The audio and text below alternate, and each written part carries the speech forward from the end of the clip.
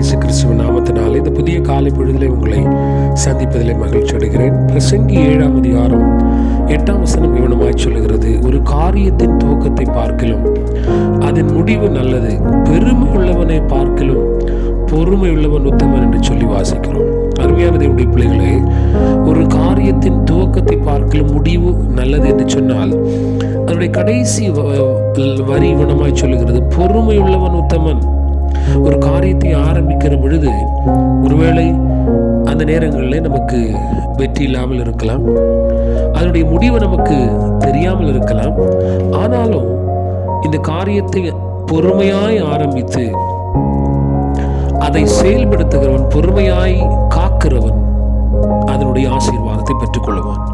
ஆகவே தான் அங்கே வசனம் சொல்லுகிறது, ஒரு காரியத்தினுடைய துவக்கத்தை பார்க்கல முடிவு நல்லது. துவங்கும் போது நமக்கு தெரியாது எப்படி என்னவாக போகிறது, என்ன நிலைமையில் இது முடிய போகிறது, என்ன செய்ய போகிறேன் என்று சொல்லி நமக்கு தெரியாமல் இருக்கலாம். ஆனால் அதை பொறுமையோடு ஆரம்பித்து பொறுமையாய் கொண்டு செல்லுகிற பொழுது அதனுடைய முடிவு நல்லதாக ஆசீர்வாதமானதாக இருக்கும். பெருமை உள்ளவன் ஒருவேளை ஆரம்பிக்கும் போது நான் அப்படி செய்ய போறேன், இப்படி செய்ய போறேன், அதை பண்ணிட போறேன், இப்படி பண்ண போறேன், அப்படி இப்படி இப்படின்னு சொல்லக்கூடியவன், அவனுடைய முடிவு சில நேரத்தில் அவன் நினைத்த மாதிரி வராது. மோஸ்ட்லி அவனுடைய முடிவு தவறானதாக இருக்கும்.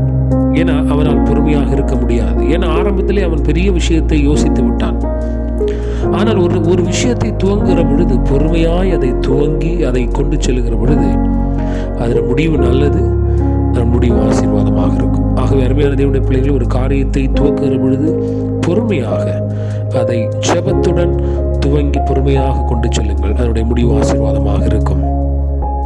கிருபையுள்ள ஆண்டவரே, நாங்கள் எந்த விஷயத்தை துவங்குகிற பொழுதும் அதை பொறுமையாய் துவங்கி அதன் ஆசீர்வாதமான முடிவை பெற்றுக்கொள்ள உதவி செய்யுங்க. இந்த காலை பொழுதுக்கு ஆசீர்வதிங்க. ஒவ்வொருவருக்கும் அந்த கிருபை கொடுங்க. இயேசுவின் நாமத்திற்கு நல்ல பிதாவே, ஆமென். God bless you.